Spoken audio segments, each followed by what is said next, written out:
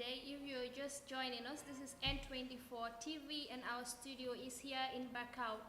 We welcoming you to another issues which always comes your way. When we talk about the issues, these are things that affect Gambians. Issues when it comes to politics, when it comes to development, when it comes to the healthcare system, when it comes to youth entrepreneurship and everything that has to do with Gambians and the things that Gambians need to know.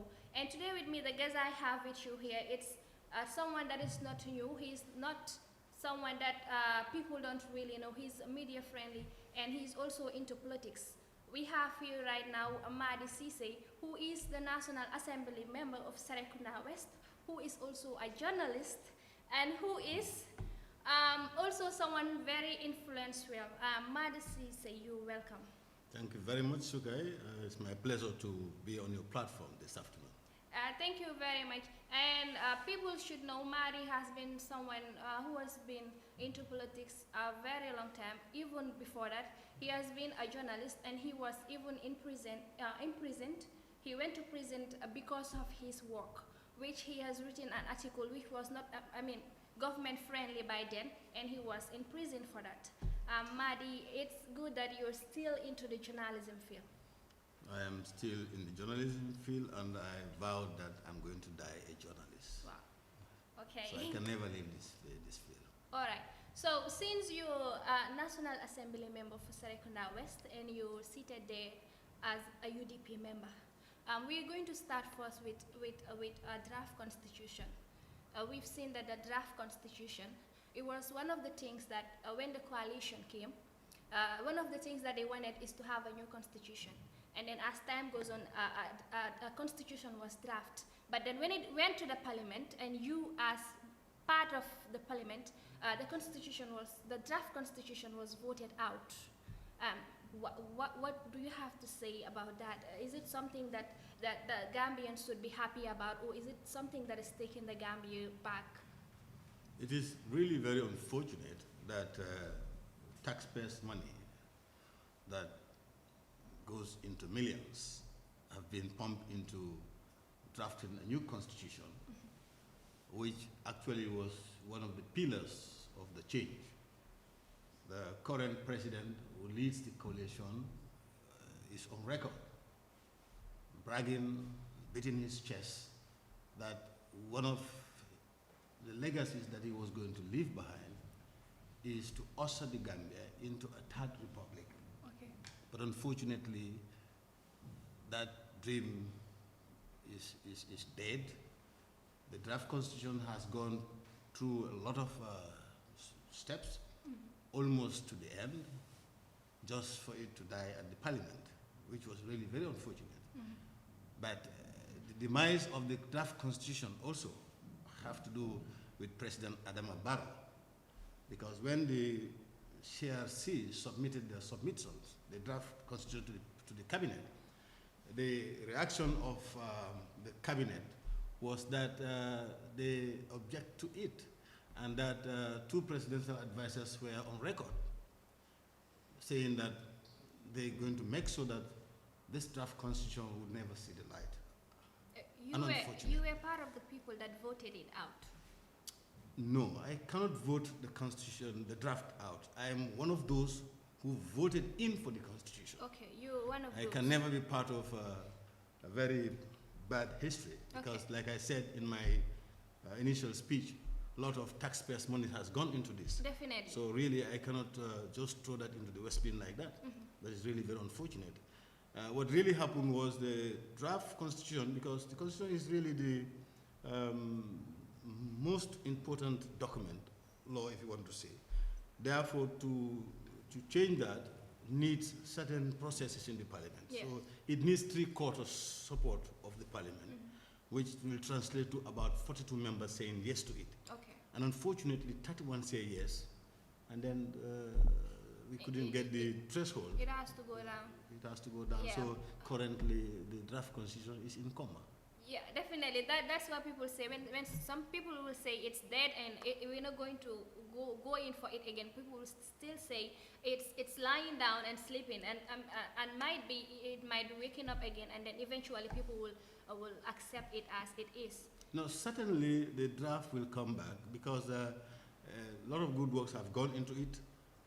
All what it is left now is to pass the parliament and then go to a referendum for the Gambians to endorse it. Okay. So it is not a wasted thing for now, because I am quite sure any reasonable government that comes to power in the next 4 or 5 months will really retable the draft constitution. And I have no doubt that when it is retabled, it will cross All right, this time. coming to any reasonable government, we know that you're very strong UDP supporter.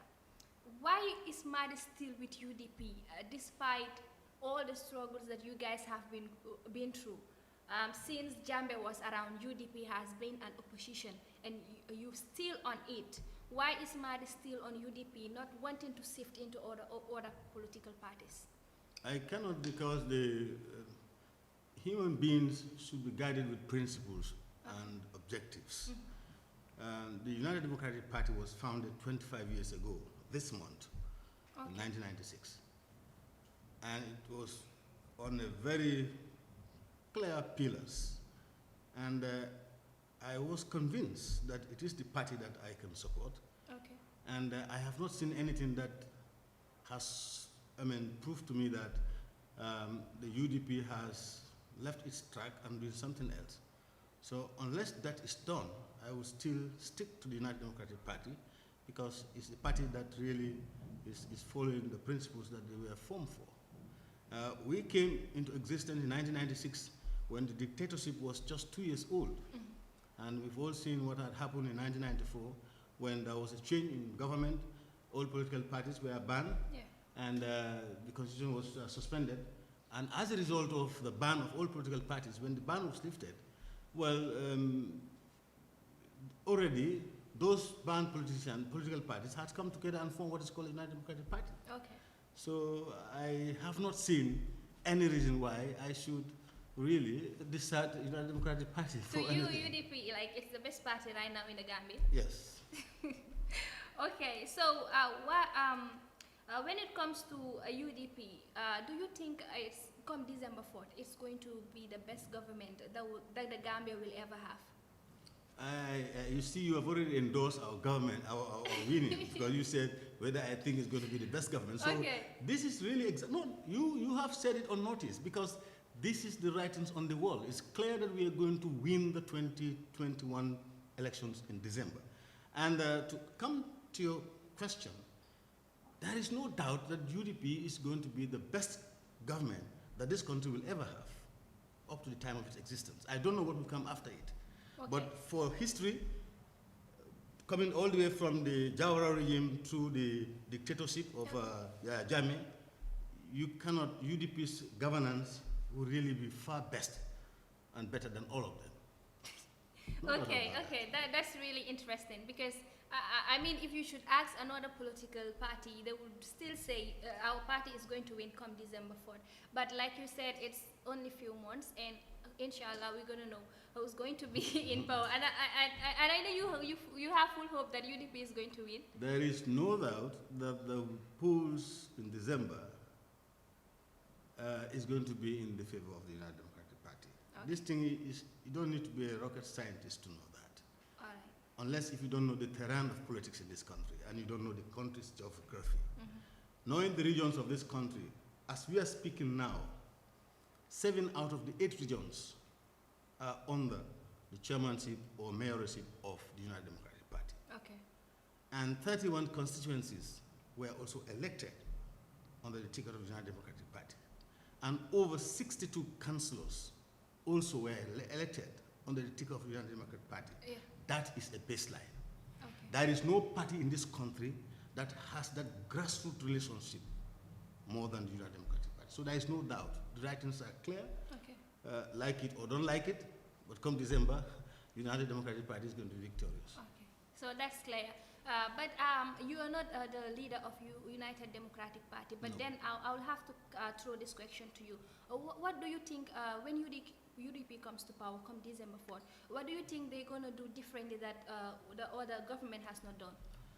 Right now, the United Democratic Party has what is called a 5 agenda. Okay. Point. Because we know within the period of 5 years, no country can do everything at the same time. And top on those agenda is agriculture and health. Okay. So those are that's how we are going to do things differently. And each of these agendas have competent and able people who can transform the agenda to practice. Okay. So therefore, that is where we are going to act differently. And secondly, the United Democratic Party is going to be one of the most democratic democratic government the country will ever have. Okay. That we can tell. So that's another way of doing things differently from what had happened in the past 56 years of our independence. Okay. If you are just joining us right now, this is N24 TV, your innovative news, information, and entertainment. And as of now, our studio is here in Bakau. Like I said in the beginning, this is called The Issues, which will always come your way. And today with me, I have Madi ceesay, who is the National Assembly member of Serekunda West. Madi, when it comes to the TRRC, we know you were one of the witnesses that came. And you've given your testimony. As of now, the day that they were supposed to give their remarks to the government, they've postponed it and they've shifted it to September 30th. And you, as a victim, you've lost your son. And what do you have to say about that? Don't you think it's a bit late? They should have done it a long ago. Well, I know they were given a time limit of 2 years. But we all know sometimes you're given a work program to do within a specific time, and due to unforeseeable circumstances, you will not be able to meet the target. But the TRRC has done a very good job. They have submitted their interim report, and what is left now is to compile and give their final report, which was pushed to September 30th. That's here. Well, as a victim, I'm comfortable with that, because I know what had happened, and then I have trust in the leadership of the TRRC. Okay. And so pushing the date to the 30th is really not a big thing for me. What is really would have been a big thing to me is whether this government will really respect the recommendations of the TRRC. Okay. Because we have seen the Janneh Commission, and then, but I will warn the regime that the TRRC report is a completely different thing from the Janneh Commission. So if in any case this government fails to act on the recommendations of the TRRC, it will not go well with them. Okay. I am definitely sure of that. Okay. So it means they have to, yeah, definitely. They cannot waste taxpayers' money for setting up commissions, and when commissions give their reports, you start to do what is selective justice. This is something that the TRRC report will not be accepted that way, because the TRRC has affected lives and properties of people, whereas the Janneh Commission was just the properties. But this we are talking about life. Like you said, I have lost my son, and so many people were also killed. Yeah. Look at the November 11th. Soldiers that were killed mercilessly. And the April 10 and 11, the students. And so on and so forth. The TRRC has compiled all those things. So this thing has to do with lives. So I don't think this government will joke with the TRRC report. But if they do, like I said, it will not go well with them. Okay. So that is clear. When it comes to still on UDP, since we're in the election arena, it's just 4 to 5 months to come. When it comes to tribal issues, people will say UDP Mumandinka party leti. When it comes to the insults right now on social media, the bullying, a lot of people would say it's only UDP supporters that will be coming out and insulting people. What's your take on that? Well, I have a different opinion with that, from that. To address the first question, to brand the United Democratic Party as a specific tribal party, there's no way one can justify that, because in the first place, I told you at the start of the program that the United Democratic Party came up as a result of banned political parties, and those banned political parties were NCP, National Convention Party, led by Sirif Mustafa Diba. Then you have the GPP, Gambia People's Party, or something like that. That was led by former Vice President late Hassan Musa Kamara. Okay. And the PPP, that was led by the former President Saleh. Okay. So each of these parties have different tribes in them. And it is these parties that came together and formed what is called the United Democratic Party. So you cannot brand that to be a tribal party. In fact, there is nowhere in the world, and particularly in the Gambia, there is no way that one tribe can make any party win. It's not possible. Yes, so our party is not a tribal party. We have all tribes into the party. The leader and secretary general of the party, it is Usainu Dabo, is a Mandinka by tribe and Muslim by religion. The deputy is Adjam Seka, who is a Wolof by tribe, and so on and so forth. Then you go down to other executive members, you find Fullers, you find Jolas. And the spokesperson, Almami Funding Tal, is, I think he's Wolof. But, Yeah. but the issue is that the writings are clear on the wall. I mean, you listen to most UDP audios and you listen, not even, I'm not the one saying this, but a lot of people will tell you, okay, nga audio memoy, agmaning call, al nga wuli nga UDP fasa.